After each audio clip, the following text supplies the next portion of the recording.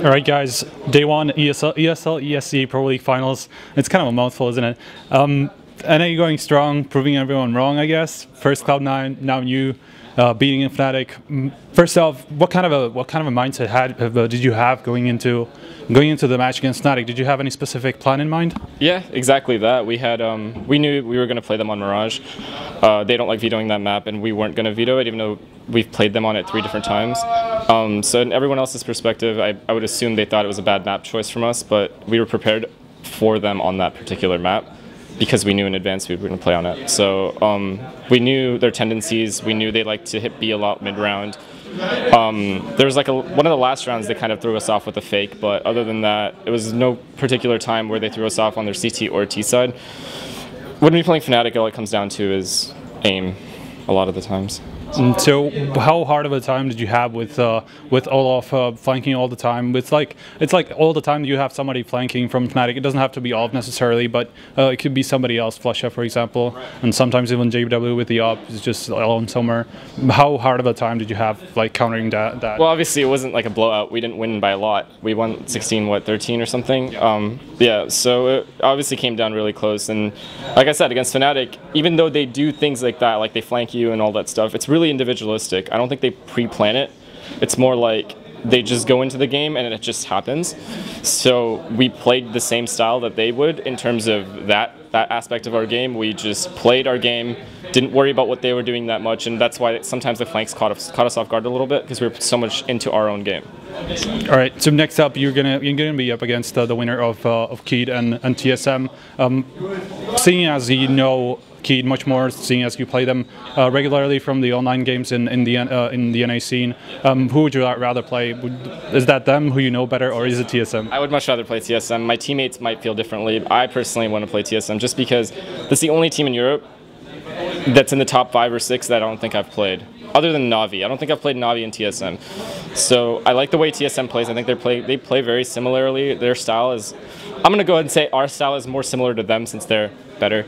So yeah, we watched a couple of their demos. We know, how they play and stuff like that on certain maps.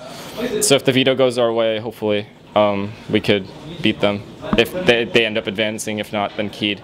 Keed, we haven't had a good track record versus. We've played against them 4 or 5 times. We've lost every time, online or LAN. So I'd prefer playing TSM. All right. So what were your expectations initially, even going into this tournament? We're probably more prepared for this event than we have been for any other, but prior to this one. A lot of it has to do with just the amount of preparation we put in the gaming house. We just moved in. The last week especially, we put so much time in, going over every single map, figuring out defaults on every single map, figuring out anti-echoes, pistols, basically dry running everything beforehand, and we probably have a deeper map pool now than we ever had before. So seeing as some other teams had problems with the gaming house areas, is that a thing permanent? Is the gaming house of yours permanent, or is it just for bootcamp possibilities in between tournaments? It's as permanent. It's as permanent as we want it to be. I think CLG is going to leave that to us, the organization. It's easier for them if we're there, just so if they have something to tell us or anything like that, they just tell us right there in person. But overall, it's up to us if we want to stay there or not, and it just depends on these events coming up. If it's helping us, we'll stay. If not, we'll probably go back home. So far, so good though. So are you at all worried that you can end up being overplayed, just overheated for the maps, for the matches? It's not something like.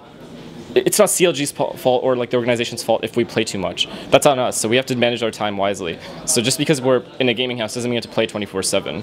So we manage our time pretty well. We do things other than just playing CS. But when we are playing CS, we want to focus a lot more time into it, especially before an event. So like I said, we treated this last week. We've been in the house for a month, but this last week we put more time in than we have the 3 weeks prior because it's an event. So in that sense, we treated it like a boot camp.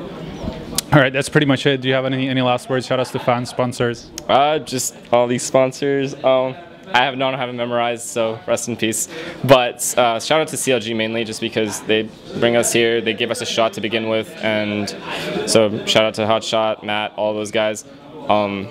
shout out to my team. They played incredibly well, and hopefully we could advance farther and make it past groups or into groups. All right, that's it for the first video interview from ESL ESEA finals. Make sure to check out hltv.org for more like these in the future.